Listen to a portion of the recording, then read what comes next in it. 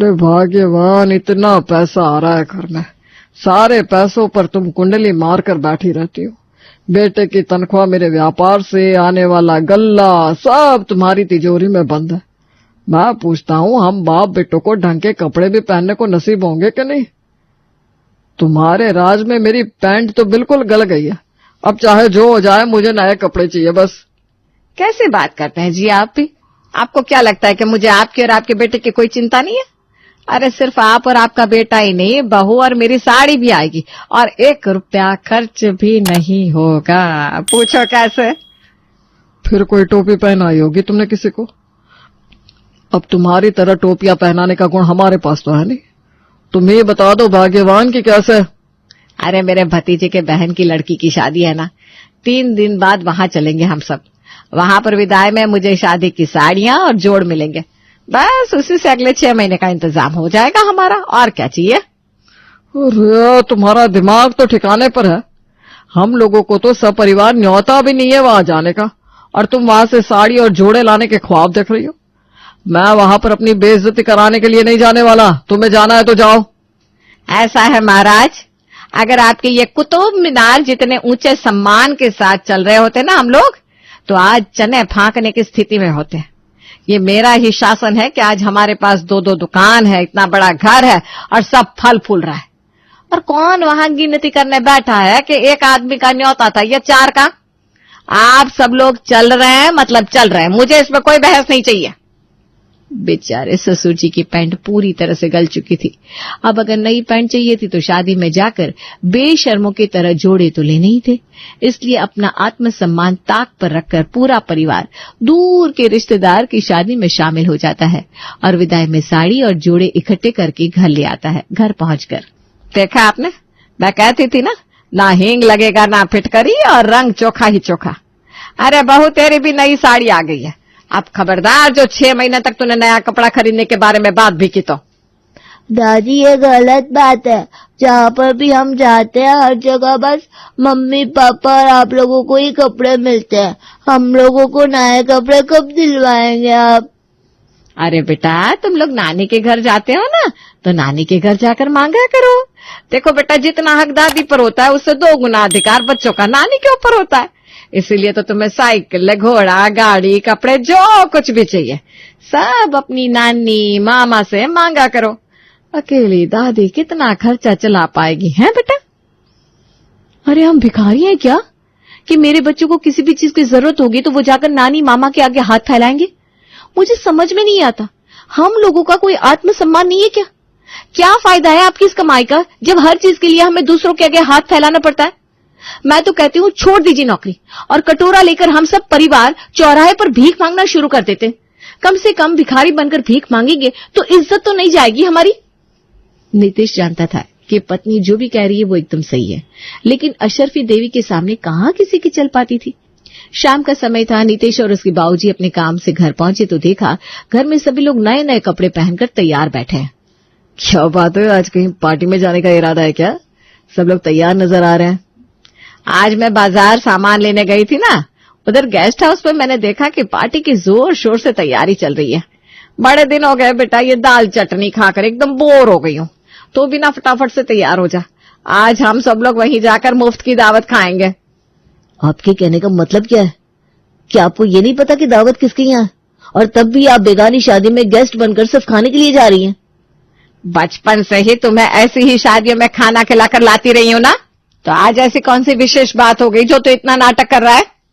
अब मैं छोटा बच्चा नहीं रहा हूँ माँ कि कहीं भी सूट बूट पहनाकर आप मुझे खाना खिला लेंगे। मैं ऐसे मुफ्त की दावत उड़ाने के लिए नहीं जाने वाला। मैं घर में बैठकर दाल रोटी ही खा लूंगा।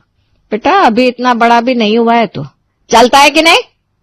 पापा चलो ना, कितने दिन से पनीर, जलेबी, रसगुल्ला नहीं खाया। मेरा तो केक खाने का भी बहुत मन कर रहा है। बच्चों को अच्छा खाना खाने के लिए तड़पता हुआ देखकर बेचारा नीतीश मन ना होते हुए भी चुपचाप तैयार होकर उनके साथ पार्टी में पहुंच जाता है। पार्टी में पहुंचकर सभी लोग खाना खा रहे थे, तभी एक आदमी उनके पास आकर खड़ा हो जाता है।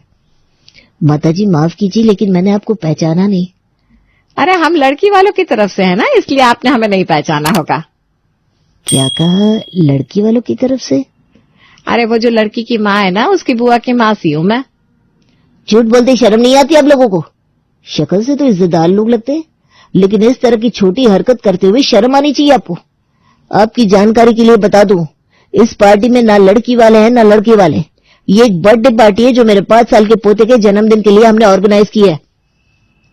उस आदमी की बात सुनकर माँ और नीतीश के पैरों के नीचे से जमीन ही खिसक गई थी, लेकिन असली तमाशा होना तो अभी बाकी था।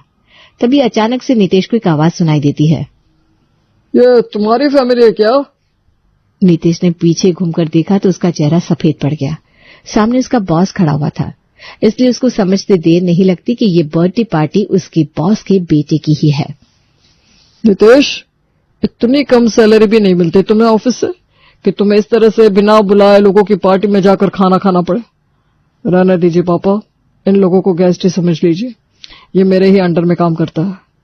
और हाँ, अब आ गए हो तो खाना खाकर ही जाना। और नीतीश, पढ़े लिखे बंदे हो यार, कुछ तो अपनी इज्जत का ख्याल रखो। आगे से ऐसा काम मत करना। Take care. पार्टी में जो भी तमाशा हुआ था उसके बाद तो मानो नीतीश के लिए जमीन में गड़ जाने वाली स्थिति पैदा हो गई थी। अब तो एक भी निवाला किसी के गले से नहीं उतर रहा था और वो सब लोग वापस अपने घर लौट आते हैं। घर आकर, अरे ऐसा मनहूस सा मुंह बनाकर क्यों घूम रहा है? तेरी माँ नहीं मरी, अभी जिंदा है। अरे ठीक है ना, हो जाता है कभी कभी हादसा। उसके सदमे में जीना तो नहीं छोड़ देता इंसान। ए बहू, चल फटाफट से खिचड़ी बना दे। उस कमबख्त ने तो पेट भर के खाना भी नहीं खाने दिया, सारा मूड ही खराब कर दिया। अशरफी देवी ऐसे बर्ताव कर रही थी जैसे इस घटना का उसके ऊपर कोई प्रभाव ही ना पड़ा हो, लेकिन घर के बाकी सदस्य मानो सदमे में आ गए थे। अरे बेटा, इतना सीरियसली नहीं लेते, और वैसे भी तेरे बॉस की पार्टी थी, वहां तो तू जा ही सकता है। उसने भी तुझे बाद में इनवाइट कर ही लिया था ना। फिर भी बच्चों को बिना खाना खिलाए लेकर आया तू, और अब यहाँ मुंह बनाकर बैठा है। अरे चल भूल जा वो सब। अगले दिन सुबह, अरे बहू मेरी चाय मत बनाना तुम, मैं तो विमला बहन के यहाँ जा रही हूँ, वहीं चाय नाश्ता कर लूंगी। एक समय के नाश्ते की बचत तो होगी। इतना कहकर अशरफी पड़ोसन विमला के यहाँ पहुंच जाती है। पड़ोसन के यहाँ अशरफी ने अभी चाय का कप उठाया ही था कि तभी उसकी बहू टीवी में एक वीडियो चला देती है जिसमें अशरफी और उसके परिवार को पार्टी में बेइज्जत किया जा रहा था। बहू, ये क्या चला रखा है तूने? आंटी जी, ये आप लोगों की असलियत है जो पूरे एरिया में रात से ही वायरल हो रही है। सबको पता चल गया है आप लोग क्या करते हो। अब समझ में आया क्यों रोज रोज यहाँ चाय नाश्ता करने चली आती हैं आप। पड़ोसन के यहाँ चला अपना वीडियो देख और उसको खुद का मजाक उड़ाता देख आज पहली बार अशरफी को बेहद शर्मिंदगी महसूस हो रही थी। घर जाकर अशरफी बहू और बेटे को विमला के यहाँ हुई सारी घटना बताने लगती है। क्यों माँ, हो गई तसल्ली या अभी भी कुछ बाकी रह गया है? सालों से कमाई हुई इज्जत मिट्टी में मिला दी आपने। मुझे तो समझ में नहीं आता कि मैं ऑफिस में किस मुंह से सबका सामना करूंगा। अब तो लगता है नौकरी ही छोड़नी पड़ेगी, और ये मोहल्ला भी। तब जाकर नजर उठाकर चल पाएंगे। बेटे नीतीश की बात वाकई बिल्कुल सच थी। उनका वीडियो पूरे इलाके में वायरल हो गया था। जहां कहीं भी वो लोग जाते, लोग वीडियो की बात करके उनका मजाक उड़ाने लगते। इज्जत से जीने के लिए अशरफी देवी को अपना पुश्तैनी मकान कौड़ियों के दाम पर बेचना पड़ जाता है ताकि इज्जत से एक नई जिंदगी शुरू कर सके।